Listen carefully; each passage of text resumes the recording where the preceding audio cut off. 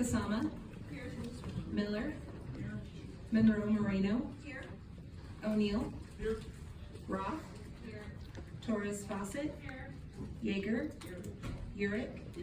Chair Marzola. And I am here. Welcome everyone that is here with us today in Carson City, everyone in Las Vegas, and anyone tuning in over the internet. Tonight, as everyone is aware, we will be hearing only one bill, Assembly Bill 540. Before we get started, I do have a few housekeeping announcements. Members of the public may provide testimony in various ways, which are all listed on the agenda.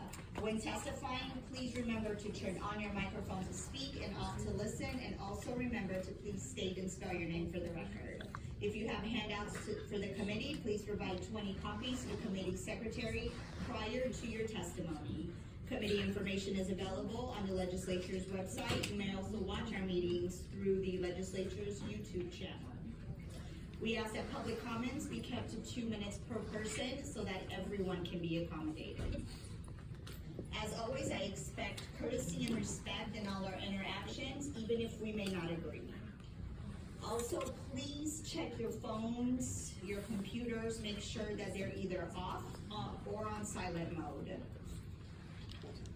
Just to give you guys a lay of the land, after introductions, presentations, and questions, we will start support testimony, opposition testimony, and neutral testimony.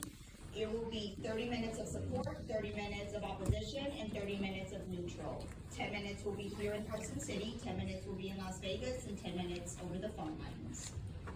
And with that, I will now open the hearing on Assembly Bill 540. This measure establishes provisions governing,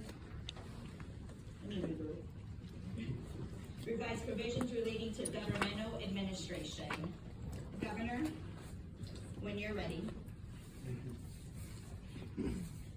Welcome to Commerce and Labor.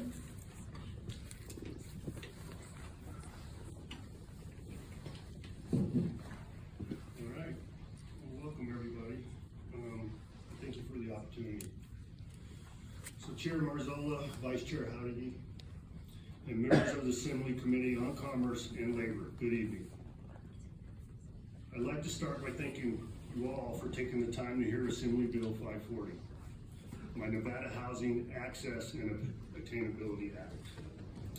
As I outlined in my State of the State address earlier this year, housing remains one of my top priorities this legislative session.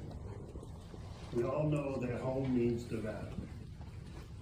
And this bill seeks to ensure that our state anthem becomes a realized dream for all Nevadans seeking affordable and attainable housing options.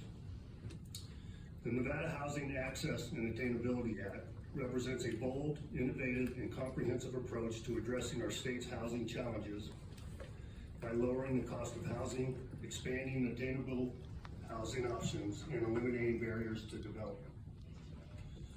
Tonight, Steve Acroft and Christine Hess of the Nevada Housing Division are going to provide you with a detailed overview of this legislation on behalf of my office. However, before turning it over to Steve and Christine, I want to highlight several key elements of the bill. First, I want to thank the many industry and community leaders who partnered with my office to draft this legislation. Input from developers, builders, housing assistant partners, local governments, and community organizations was invaluable in drafting this bill. Because of this collaborative drafting process, the bill addresses the diverse housing needs of our constituents across Nevada, while simultaneously providing industry leaders with actionable solutions and streamlined strategies. I also want to highlight the Nevada Attainable Housing Fund and Council, which would be established through the Housing Access and Attainability Act. This fund and council would dedicate $200 million to leverage the development of over $1 billion of new housing solutions. This $200 million of initial funding will aid in the development of attainable housing, provide gap construction financing, provide financial assistance to support housing services for low-income households, provide rental assistance for fixed income and low-income households, aid in land acquisition for attainable housing development, provide down payment assistance for essential workers like teachers, nurses, and law enforcement, and match grants for local governments who commit to increasing attainable housing supply. These are all bipartisan solutions that would reach Nevada households below 30% of the area median income to households at 150% annually. I want to reiterate that this bill will benefit all Nevadans, not just those in our larger communities. My bill enables enhanced contractor license reciprocity in regions identified as having an acute housing supply shortage.